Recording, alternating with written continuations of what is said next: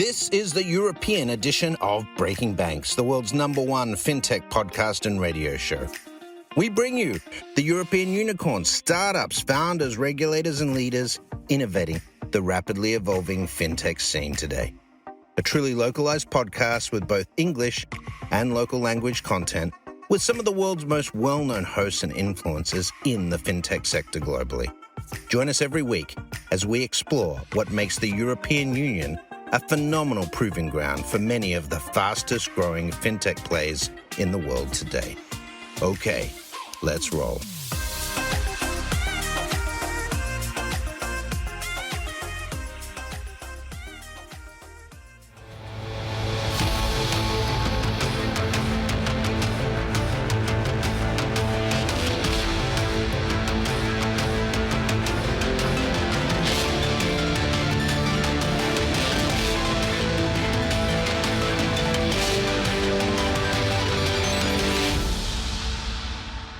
Buongiorno a tutti, I am Paolo Sironi, your host of The Banker's Bookshelf. The Banker's Bookshelf is a podcast inspired by authors and researchers of the most interesting books and papers which are finding a prominent space in the libraries of curious bankers and fintech entrepreneurs. Today, I have a guest from the City of London. He's Christian Keller, the Chief Economist of Barclays Investment Bank. In the occasion of this year's World Economic Forum, Barclays published a research in collaboration with IBM Institute for Business Value that Christian directed. And I had the privilege to work with Christian in the making of this paper. Let me thank him, first of all, because working together has been enriching. And I'm happy he joined us today because I know there is so much that our audience can also learn from our conversation today. Christian, welcome to the show. Oh, thanks for having me. Pleasure. Christian, thanks, especially because I know that you just came back from long-haul travel, so you might be very tired today, but this is such an interesting paper that we couldn't miss the chance of sharing with the audience. As usual, in the Banker's Bookshelf, I share an overview of the paper with our audience, and then we deep dive into these research insights together. Okay, and I remind everyone this is a very interesting paper published by Barclays in collaboration with the IBM Institute for Business Value. The title is AI Revolution, Productivity Boom and Beyond, and has been signed, the foreword has been signed by the CEO of Barclays, Krishnan. Now, as new tools such as ChatGPT have emerged, much has been written about the explosive growth of generative AI and how it could transform our world. However, less analysis has been done to assess how AI may unlock meaningful gains in labor productivity. This new report wants to help companies, investors, and society better understand if and how AI could lead to tangible improvements in productivity across a range of industries, defined as output per hour worked. Now, understanding ease of access and versatility of new technology is core to answering the question, and that has been investigated in this paper. But this question is not new. The world operates in a digitized economy since 20 years at least, and we always associate higher digitalization with higher productivity. Yet, information technology hasn't brought the long-term boost in world gross domestic product that many had hoped for. In fact, productivity growth has been on a downswing since the 2000s. With this in mind, this paper explores AI potential to power a productivity boom that bolsters economies far into the future. Now, when we read the paper, such as I did, which you can download from the website of Barclays Investment Bank, you will discover real case studies to show how the integration of AI has already led to significant gains in productivity. For example, there will be use cases and case studies from experiences of Indian companies in Gurgaon and food flavorings giants in Baltimore. Most of all, this research identifies how broad adoption of AI could help to tackle some of the longer-term challenges facing the global economy, offsetting the effects of aging workforces in developed markets while supporting real income growth in developing economies. Importantly, the paper presents some of the guardrails that need to be in place to manage the cost to society from the rapid growth of AI. Capitalizing on this groundbreaking technology in an intelligent, sensitive way is likely to require a very human response, a collaborative effort from industries and regulators. So without much ado, I will let Christian expand on all these topics. Christian, are you ready? Yes, thanks, Paolo. I think you mentioned something already, which is what economists call the productivity puzzle. And that is that since the early 2000s, really, we have seen across most economies a very low productivity growth, despite the fact that, we had a lot of inventions in a way, the smartphone, tablets, etc., which you would have thought should have boosted productivity if you think, what it meant for us in terms of how we interact daily, social media, etc. And there have been a few explanations for this. And, some of them simply point to the time lag. We look at history, between, let's say the invention of the light bulb and, and the full electrification and the productivity boost that brought. There was a long period from the, 1870s all the way to the 2020s. You had a period in the 90s with the high productivity, and that was generally considered to come from the computerization, even though the first personal PCs you had already, in the early 70s. And so that time lag could be one explanation.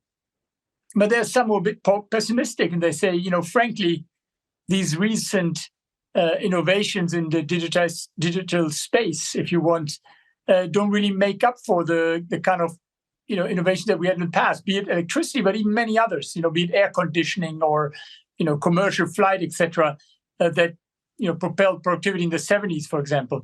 So that is a more pessimistic explanation. That is simply we no longer invent the things that really boost productivity the way the inventions have done in the past. And a third explanation is a technical one, but it has to do how we measure productivity, and that is simply a form of output over the input. And the output is gross domestic product in our case, and input is working hours. And in a digital age, there may be particular reasons that our measure of output, i.e. gross domestic product, may not be very accurate. And I cannot go into too many details here, but it's a measure that effectively requires market prices. And ultimately, it was something that was developed in the 40s. It was really, really developed for a world of manufacturing where you had some measurable output, hard output, and in a world where you have a lot of services, digitized services that don't have a market price. And all these things that you do, that you consume, for example, on your portable devices, and the things that you do on them that don't have a market price, but still have an economic or have a value, a consumer value to you, they would not necessarily show up in the way we measure GDP. And it's not a new phenomenon. That always was the case. But in a world with a lot of digital products, it may be exaggerated. And so that third argument basically says maybe output is much higher than we officially show in our GDP statistics. And therefore, by the same token, the productivity is probably better than we think. Yes, can I just sum it up a moment and maybe we step forward because we say many things. First of all, looking at the history of innovation, we see that there is typically a time gap between when innovation is effectively realized and when the productivity is gained in terms of higher productivity growth rates. This might be due to a few things. For example, not only innovation needs to be created, but needs to be accessible, needs to become a mass market. You can think about the 100 years it took from the invention of the steam engine until everything had an impact everywhere in the production and the capitalistic economy. The same happened with the light bulb. Electricity took time before it could be available everywhere. And the same happened with the personal computer. It took almost 15 years, if not 20, 25, to see the immediate, the realization of those productivity gains since 1971, when the personal computer was invented. However, you said that we are now living in a moment where the productivity growth rates are declining. That means, yes, the GDP is positive overall, but it grows at lower rates compared to the past. And most economies are puzzled because they don't know why everyone is experiencing the mobile phone and the digital economy. So we might assume that this is already pervasive, accessible to everyone, but the productivity didn't catch up. So now, with that in mind, one element that you just mentioned is that it can be that as mobile powers the platform economy, that means digital apps, it can be that we are working for free for Facebook. And if we work for free, that is not part of the creation of GDP because when we take pictures, when we post on social, we increase the value of the platform, but that is not an economic unit that is recognized and measured in the GDP framework.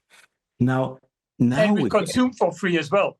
And we also consume. We consume all these things that don't have a market price, right? So the consumer experience may be there. It's both, yes. Yes. So now with that in mind, so we say there could be limitations in the way we measure things, right? So we recognize that. But then your work here in research was thinking about the fact that the digitalization expands and continues. Now we're experiencing the surge of AI through generative AI, which is at top of every conversation in the industry, among friends, on the media. So the question is, can AI basically reignite the productivity rate? Now, one thing that comes to mind to me is if there is a time gap between when invention is created and when the gain starts being realized, I would say that AI is not a new invention.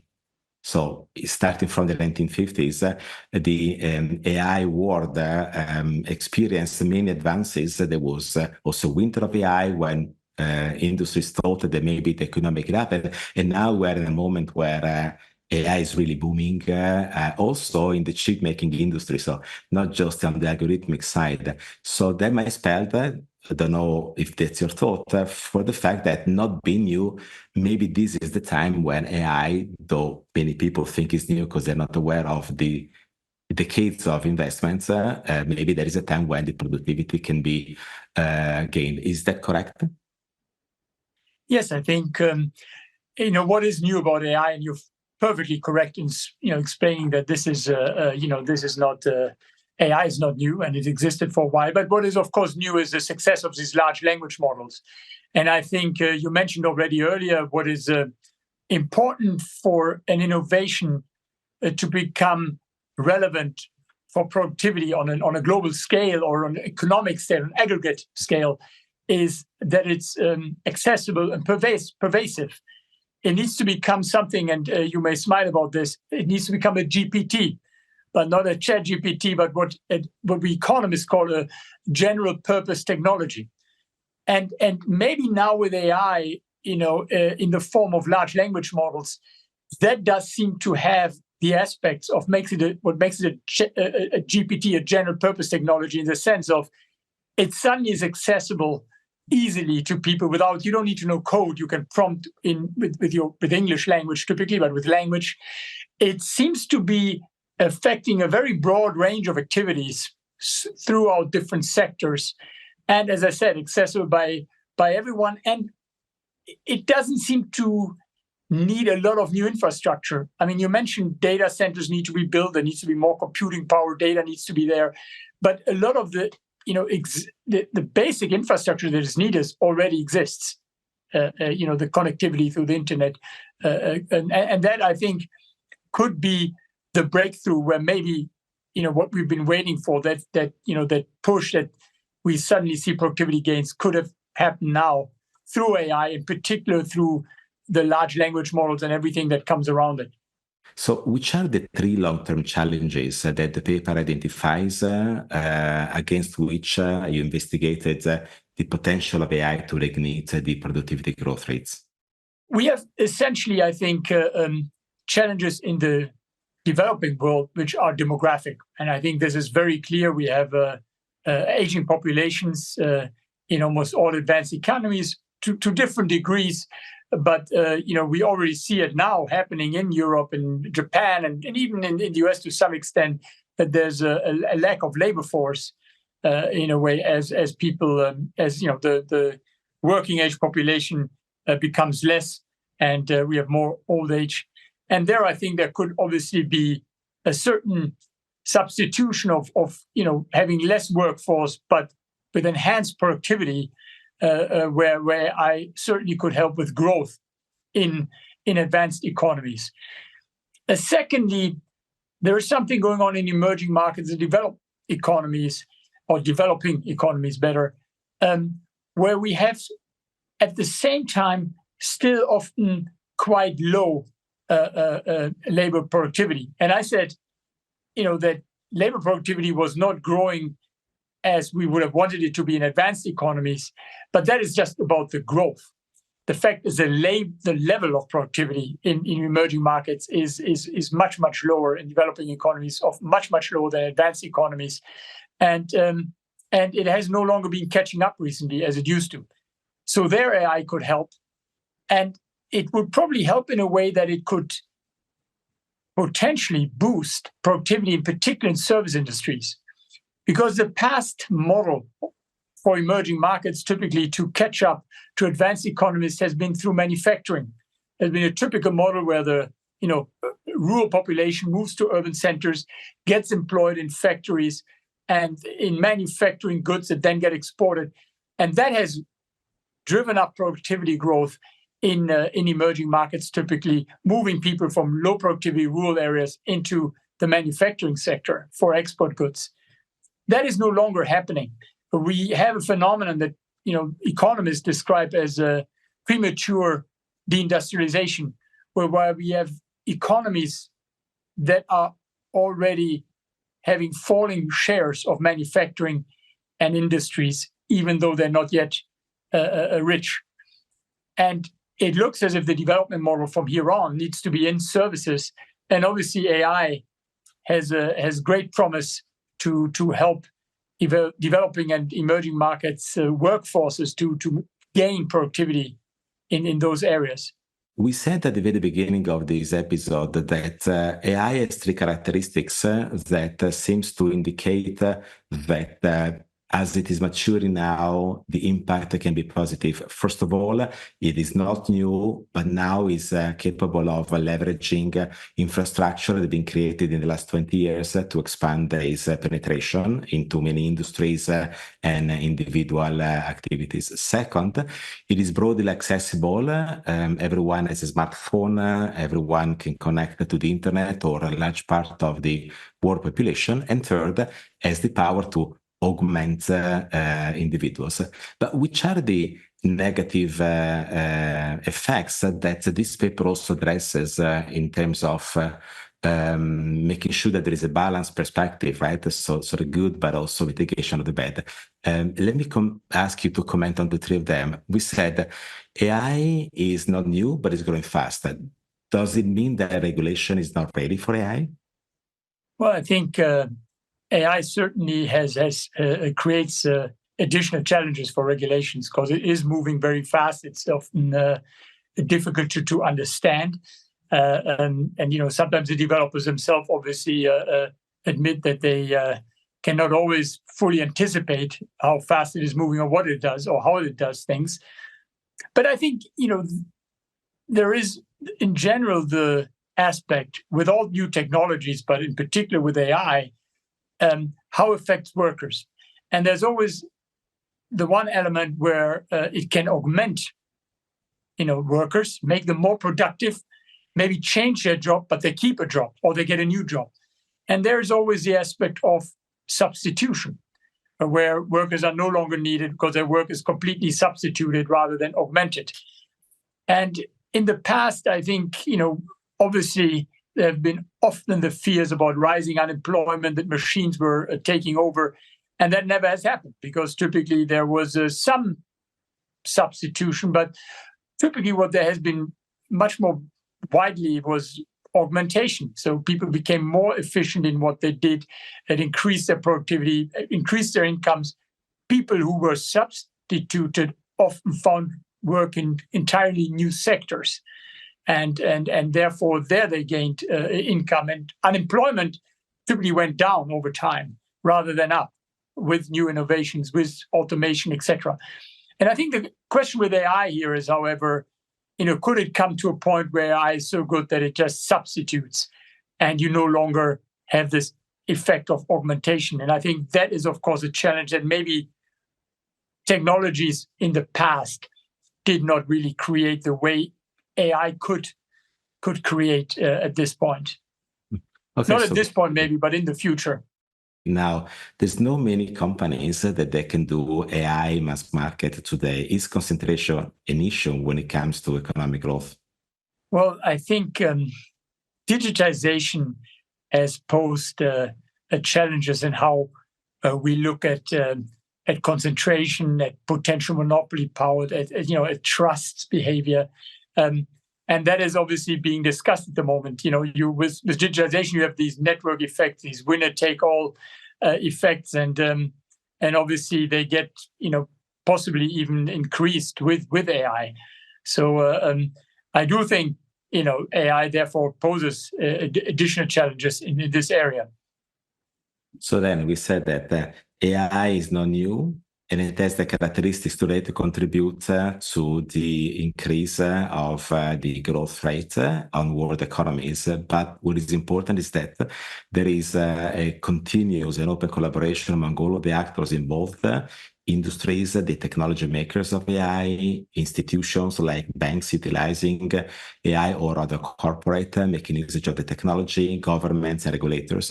And I believe that this paper contributes to shaping this debate in better terms. So Christian, I thank you for the opportunity you gave us to share content with us. I recommend everyone to read this paper, which I believe can be downloaded from the web pages of Barclays Investment Bank, correct? That is correct.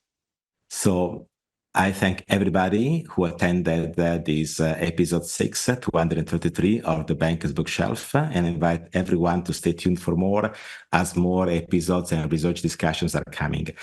It is now clear that the Banker's Bookshelf is our collective moment of critical reasoning. We get inspired by authors and researchers like Christian Keller of the most interesting books, papers, and publications, which have found their prominent space in the libraries of curious bankers and fintech entrepreneurs. With that, we can all make better informed business decisions. Arrivederci and enjoy the jingle.